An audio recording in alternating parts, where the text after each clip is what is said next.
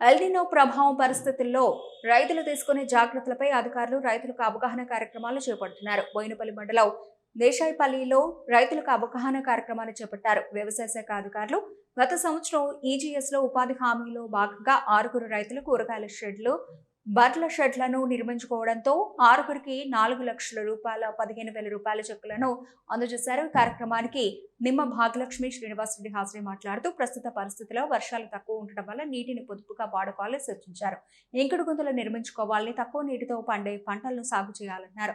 ప్రస్తుత పరిస్థితుల్లో ప్రతి వాన చినుకుని సంరక్షించుకుంటేనే ప్రయోజనం ఉంటుందని, వీబీజీ రామ్ పథకం కింద రైతులు తమ బోర్ల చుట్టూ రీఛార్జ్ గుంతలను తవ్వుకోవాలన్నారు.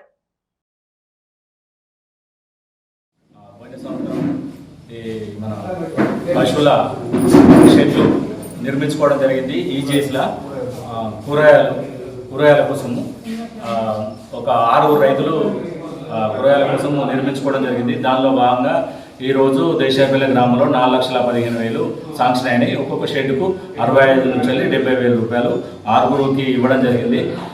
ఇక ముందు కూడా మన కూరగాయలు పెట్టిన రైతులు కానీ, మన ఇతర రైతులు కానీ వాళ్ళు వారి యొక్క పొలాల దగ్గర షెడ్లు కట్టుకుంటే ఈజీఎస్లా నెక్స్ట్ కూడా ఇవ్వడానికి ఈజీఎస్ ద్వారా మన గవర్నమెంట్ సిద్ధంగా ఉంది.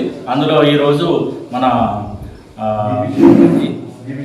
ఈబీజీ రామ్జీ దానిలో మనకు ఫామ్ ఫండ్స్ కానీ, క్యాటిల్ సెట్స్ అండ్ ఇప్పుడు గుంతలు, రీఛార్జ్ గుంతలు ఇవన్నీ ఈరోజు రైతులకు విన్నవించడం జరిగింది. వారు కూడా